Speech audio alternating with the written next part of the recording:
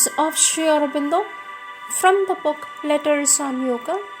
From the collective works of Sri Aurobindo, Letters on Yoga is part 1, page 56, subtopic from the main topic, the Jivatman in the integral yoga. The subtopic is the Jivatman, the psychic being, and Prakriti. Sri Aurobindo says the spirit is the Atman, Brahman, essential divine. When the one divine manifests its ever-inheriting multiplicity, this essential self or Atman becomes, for that manifestation, the Jivatman, the central being which presides from above over the evolution of its personalities and terrestrial lives here, but is itself an eternal portion of the divine, and prior to the terrestrial manifestation, para Prakriti Jiva Bhuta. In this slower manifestation, apara Prakriti, this eternal portion of the divine, appears as the soul, a spark of the divine fire, supporting the individual evolution, supporting the mental, vital, and physical being. The psychic being is the spark growing into a fire, evolving with the growth of the consciousness. The psychic being is therefore evolutionary, not like the Jivatman prior to the evolution. But man is not aware of the self or Jivatman. He is aware only of his ego, or he is aware of the mental being which controls the life and the body. But more deeply, he becomes aware of his soul or psychic being as his true center. The Purusha in the heart, the psychic, is the central being in the evolution. It proceeds from and represents the Jivatman, the eternal portion of the divine. When there is the full consciousness, the Jivatman and the psychic being join together. The ego is a formation of nature, but it is not a formation of the physical nature alone. Therefore, it does not cease with the body. There is a mental and a vital ego also. The base of the material consciousness here is not only the ignorance, but the inconscience. That is, the consciousness is involved in the form of matter and energy of matter. It is not only the material consciousness, but the vital and the mental too, that are separated from the truth by the ignorance.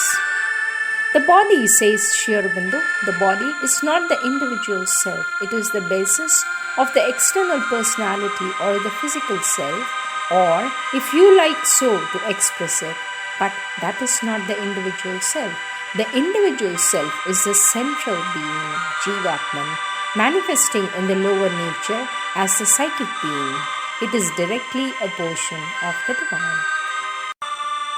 Sri Aurobindo says the soul representative of the central being is the spark of the divine, supporting all individual existence in nature. The psychic being is a conscious form of that soul growing in the evolution, in the persistent process that develops first life in matter, mind in life, until finally mind can develop into overmind into the supramental truth.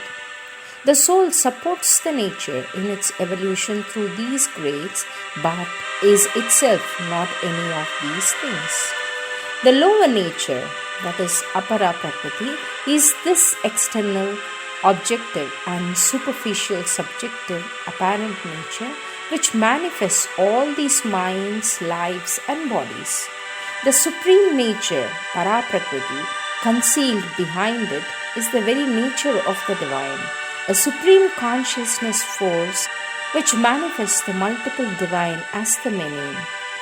These many are in themselves eternal selves of the Supreme in His supreme nature, para Prakriti. Here, in relation to this world, they appear as Jivatmas, supporting the evolution of the natural existences, Sarva Bhutani, in the mutable, becoming which is the life of the Kshara, mobile or mutable Purusha. Sri Aurobindo continues to say, the Jiva, that is the Jivatma, and the creatures, Sarva Bhutani, are not the same thing. The Jivatmas really stand above the creation, even though in it the natural existence, Sarva Bhutani, are the creatures of nature. Man, bird, beast, reptile are the natural existences, but the individual self in them is not even for a moment characteristically man, bird, beast, or reptile. In its evolution, it is the same through all these changes. A spiritual being consents to the play of nature. What is original and eternal forever in the divine is the being.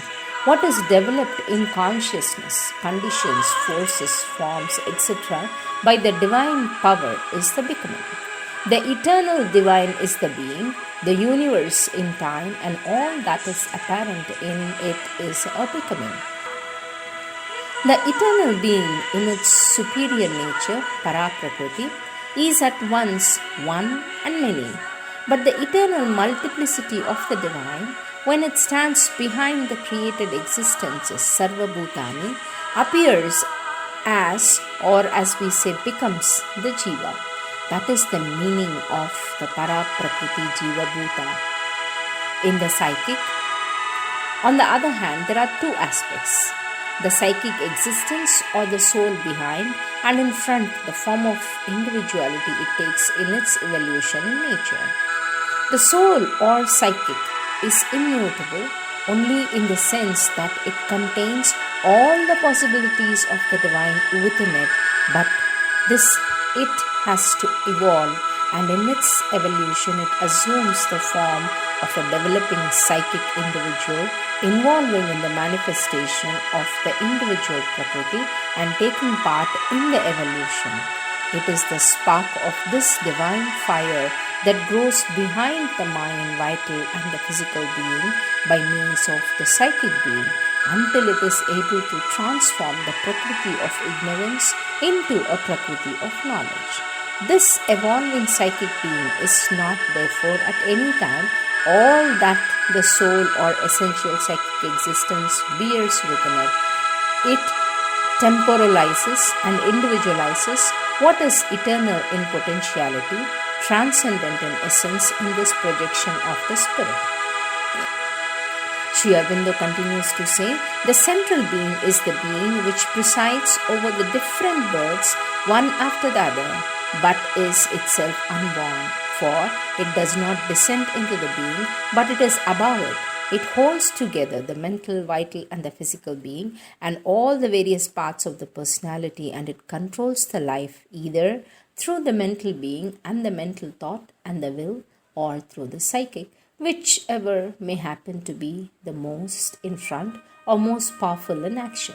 If it does not exercise its control, then the consciousness is in great disorder and every part of the personality acts for itself so that there is no coherence in the thought, feelings or action.